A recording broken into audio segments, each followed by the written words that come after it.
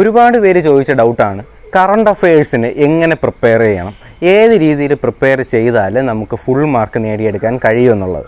Okay, അപ്പോൾ എല്ലാവരുടെ മനസ്സിലും ഇങ്ങനെ ഒരു ക്വസ്റ്റ്യൻ ഉണ്ടാകും. കാരണം നമ്മുടെ PSCയുടെ തന്നെ പുതുക്കിയ സിലബസുകളിലൂടെ മനസ്സിലാക്കാൻ സാധിച്ചത് കറണ്ട് അഫയേഴ്സിന് ഒരുപാട് മാർക്കുണ്ടെന്നുള്ള കാര്യമാണ്. ഇപ്പോൾ കഴിഞ്ഞ ഒരു സിലബസിൽ നമുക്ക് കാണാൻ സാധിച്ച 20 മാർക്കുണ്ടെന്ന്. അതേപോലെ ഇനി വരാൻ പോകുന്ന ക്വസ്റ്റ്യൻസിൽ എന്തായാലും 10-നും 20-നും ഇടയിൽ കറണ്ട് അഫെയറിന് മാർക്ക് ലോക്കാണ്. ഓക്കെ, അപ്പോൾ ഇനി നിങ്ങളുടെ റാങ്ക് നിർണ്ണയിക്കാൻ പോകുന്നത് തീർച്ചയായും കറണ്ട് അഫയേഴ്സ് തന്നെയാണ്. കാര്യം ബാക്കി എല്ലാ ടോപ്പിക്കുകളും കേരളത്തിലെ എല്ലാ വിദ്യാർത്ഥികളും ഏകദേശം പഠിച്ച് ഉറപ്പിച്ച് കഴിഞ്ഞ ടോപ്പിക്സാണ്. അതിപ്പോൾ മാത്സ് ആയാലും ഇംഗ്ലീഷ് ആയാലും മലയാളം ആയാലും GK നമ്മുടെ സയൻസ് ആയാലും ഏത് വിഷയമായാലും കുട്ടികളെല്ലാം ഏകദേശം കവർ ചെയ്തിട്ടുള്ള ടോപ്പിക്കുകൾ തന്നെയാണ്. പക്ഷേ ഇനി ഡൈനാമിക്കായിട്ട് വരാൻ പോകുന്നത് നമ്മുടെ കറണ്ട് അഫെയർ എന്ന് പറഞ്ഞ ടോപ്പിക്ക് മാത്രമാണ്. അപ്പോൾ അതുകൊണ്ട് തന്നെ നിങ്ങൾ ബാക്കിയുള്ള ടോപ്പിക്സ് കവർ ചെയ്യുന്നതിൻ്റെ കൂടെ തന്നെ കറണ്ട് അഫയേഴ്സ് ഏത് രീതിയിൽ കവർ ചെയ്യണമെന്നാണ് ഞാൻ ഈ വീഡിയോയിൽ നിങ്ങളുടെ മുന്നിലേക്ക് ഡിസ്കസ് ചെയ്യാനായിട്ട് പോകുന്നത്. അപ്പോൾ ഇതിൻ്റെ ഒരു ഫസ്റ്റ് സ്റ്റെപ്പ് എന്നുള്ള രീതിയിൽ നിങ്ങൾ ചെയ്യേണ്ടത് കറണ്ട് അഫയേഴ്സിന് വേണ്ടി ഒരു പുസ്തകം മാറ്റി വയ്ക്കുക എന്നുള്ളത് തന്നെയാണ്.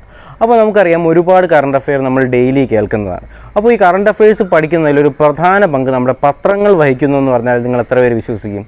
ഒരുപാട് പേർക്ക് ഞാൻ ഈ പറഞ്ഞൊരു ഒപ്പീനിയൻ്റെ കൂടെ നിൽക്കാനായിട്ട് സാധിക്കും അല്ലേ. അപ്പോൾ നമുക്കറിയാം പത്രത്തിൽ മനോരമ ആയാലും മാതൃഭൂമി ആയാലും രണ്ടിലും മനോരമയിൽ ഇപ്പോൾ പഠിപ്പുര വരുന്നുണ്ട്, മാതൃഭൂമിയിൽ ഇപ്പോൾ വിദ്യ എന്ന് പറയുന്നൊരു സാധനം വരുന്നുണ്ട്. ഇത് രണ്ടും ആഴ്ചയിൽ ഒരു ദിവസമാണ് വരുന്നത്. ഈ ദിവസം തന്നെ വ്യാഴാഴ്ചയോ വെള്ളിയാഴ്ച എന്തോ ആണ്. അപ്പോൾ എന്തായാലും ഈ ഒരു ദിവസം തന്നെ ആ ഒരാഴ്ചത്തെ ഫുൾ കറണ്ട് അഫെയർ വരുന്നൊരു ഷോട്ട് ആ ഒരു പത്രത്തിൻ്റെ ബാക്കിൽ നമുക്ക് കൃത്യമായിട്ട് കാണാനായിട്ട് സാധിക്കും. ആ സാധനങ്ങൾ നിങ്ങൾ കട്ട് ചെയ്ത് സൂക്ഷിക്കാതെ നിങ്ങളതിനെ എഴുതിയെടുക്കാനായിട്ട് ശ്രമിക്കുക. മാത്രമല്ല ഇപ്പോൾ ഏതെങ്കിലും ഒരു ചാനൽ, ഇപ്പോൾ നമ്മുടെ ചാനൽ തന്നെ നമ്മുടെ നോളജ് ഫാക്ടറി UPSC എന്ന് പറഞ്ഞ ചാനലിൽ ഡെയിലി കറണ്ട് അഫയേഴ്സ് നിങ്ങൾക്ക് ലഭ്യമാണ്. ഓക്കെ, ഈ കറണ്ട് അഫയേഴ്സ് നിങ്ങൾ കേട്ടാൽ മാത്രം പോരാ, എഴുതിയെടുക്കുക തന്നെ വേണം. ഒരു പ്രധാനപ്പെട്ട ടോപ്പിക്സുകളെല്ലാം നിങ്ങൾ കൃത്യമായി എഴുതിയെടുത്തിരിക്കേണ്ടത് വളരെ അത്യാവശ്യമാണ്. കാര്യം നമ്മൾ ഈ കറണ്ട് അഫെയർ കേൾക്കുന്നതെന്ന് പറയുമ്പോൾ ആ കേൾക്കുന്ന സമയത്ത് നമ്മുടെ മനസ്സിലിരിക്കും. അതിപ്പോൾ എൻ്റെ കാര്യമായാലും അത് തന്നെ. അപ്പോൾ നമ്മൾ കേൾക്കുന്ന സമയത്ത് നമ്മുടെ മനസ്സിലിരിക്കും. പക്ഷേ ക്വസ്റ്റ്യൻ നമ്മുടെ കൈ കിട്ടുമ്പോൾ 4 ഓപ്ഷൻസ് ഉള്ളതിൽ 4 നമുക്ക് ശരി ഉത്തരമായിട്ട് തന്നെ തോന്നും. അല്ലെങ്കിൽ നമുക്ക് പെട്ടെന്നൊരു ചോദ്യത്തിൽ സ്ട്രൈക്ക് ചെയ്യും, നമ്മളത് എഴുതും, മൈനസ് മാർക്ക് ഉറപ്പായിട്ട് വീഴും. ഈ ഒരു അബദ്ധം നിങ്ങൾക്ക് ഇനി ഉണ്ടാവരുത്. അതുകൊണ്ടാണ് ഞാൻ പറയുന്നത് വളരെ കൃത്യമായി നിങ്ങൾ എന്ത് ചെയ്യുക, ഏറ്റവും പ്രധാനപ്പെട്ടതായിട്ട് നിങ്ങൾക്ക് തോന്നുന്ന കറണ്ട് അഫെയറുകൾ നിങ്ങൾ എന്ത് ചെയ്യുക, എഴുതിയെടുക്കുക. മാത്രമല്ല കറണ്ട് അഫെയർ ചാനൽ സെലക്ട് ചെയ്യാൻ നേരത്തെ അത് നിങ്ങൾ ശ്രദ്ധിക്കേണ്ട ഒരു കാര്യം തന്നെയാണ്. ഏറ്റവും പ്രധാനമായിട്ട് നിങ്ങൾ ശ്രദ്ധിക്കേണ്ടതെന്ന് പറയുന്നത് കേരളത്തിലെ കറണ്ട് അഫെയർ മാത്രം വരുന്ന ചാനലുകൾ നിങ്ങൾ സെലക്ട് ചെയ്യരുത്. ഓക്കെ, അതിപ്പോൾ X or Y, ഇപ്പോൾ നമ്മുടെ ചാനൽ കറണ്ട് അഫെയർ ആണ് ചെയ്യുന്നത്, ഞാൻ നിങ്ങളടുത്ത് ആ ചാനൽ മാത്രം കാണുക എന്ന് ഞാൻ പറയത്തില്ല. ഓക്കെ, അപ്പോൾ നിങ്ങൾ എന്ത് ചെയ്യുക, ഒരു ചാനൽ കണ്ടെത്തുക. ഇപ്പോൾ നമ്മുടെ ചാനൽ പറയുകയാണെങ്കിൽ ഇൻ്റർനാഷണൽ അഫെയർസ് ഉൾപ്പെടെ ഒരുപാട് കാര്യങ്ങൾ, ഇപ്പോൾ ലോകത്ത് നടക്കുന്ന എല്ലാ സംഭവങ്ങളും വരുന്ന കറണ്ട് അഫയേഴ്സ് വീഡിയോ ആണ് നമ്മുടെ ചാനലിൽ ചെയ്തു വരുന്നത്.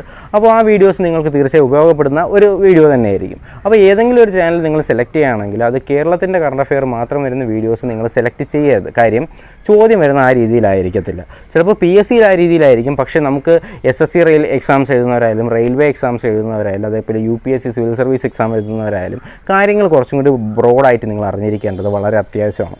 അതുകൊണ്ട് തന്നെ നിങ്ങൾ എന്ത് ചെയ്യുക, ഇൻ്റർനാഷണൽ അഫയേഴ്സ് ഏറ്റവും കൂടുതൽ വരുന്ന അല്ലെങ്കിൽ ഇൻ്റർനാഷണൽ അഫയേഴ്സും കേരളത്തിലെ കാര്യവും ഒരുപോലെ വരുന്ന ചാനലുകൾ നിങ്ങൾ ഫോക്കസ് ചെയ്യാനായിട്ട് ശ്രമിക്കുക.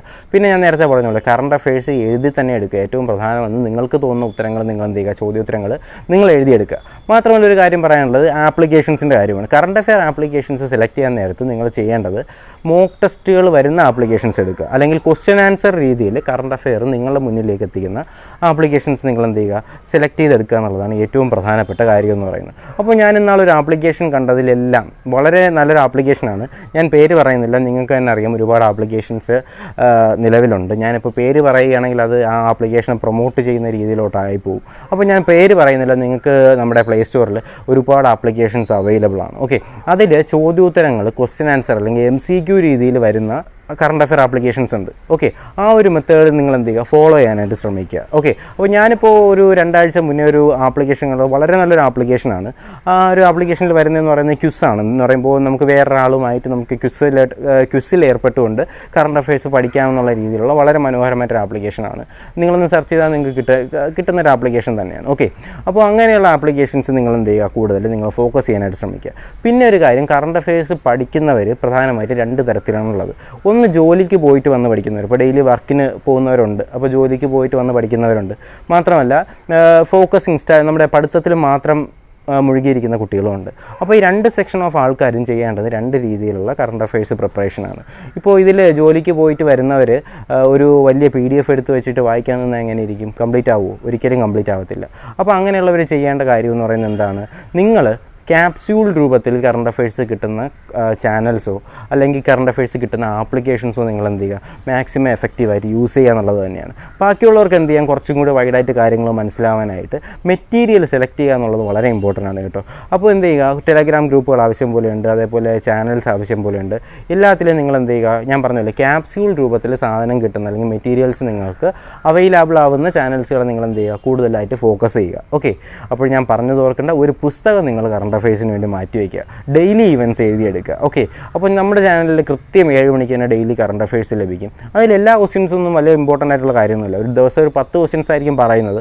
ഈ 10 ക്വസ്റ്റ്യനിൽ ചിലപ്പോൾ 5 എണ്ണം വളരെ വളരെ ഇമ്പോർട്ടൻ്റ് ആയിരിക്കും. അതിനെന്ത് ചെയ്യുക, ഒന്ന് എഴുതിയെടുക്കുക, ഒന്ന് നോട്ട് ചെയ്യുക, ഒരാഴ്ച കഴിയുമ്പോൾ അതിനെ റിവൈസ് ചെയ്ത് നോക്കുക. ഈ ഒരു മെത്തേഡിൽ നിങ്ങൾ ഫോളോ ചെയ്യുകയാണെങ്കിൽ നിങ്ങൾക്ക് എന്ത് ചെയ്യാം, കറണ്ട് അഫെയറിൽ ഒരു മാസ്റ്ററായിട്ട് മാറാം. ഓക്കെ, അപ്പോൾ ഞാൻ നേരത്തെ പറഞ്ഞ പോലെ തന്നെ നമ്മുടെ PSCയുടെ ഇനി നമുക്ക് വരുന്ന കാലങ്ങളിൽ നമ്മുടെ റാങ്ക് നിശ്ചയിക്കുന്ന ഏറ്റവും പ്രധാനപ്പെട്ട ഒരു ഫാക്ടർ എന്ന് പറയുന്നത് നമ്മുടെ കറണ്ട് അഫെയർ തന്നെയായിരിക്കും.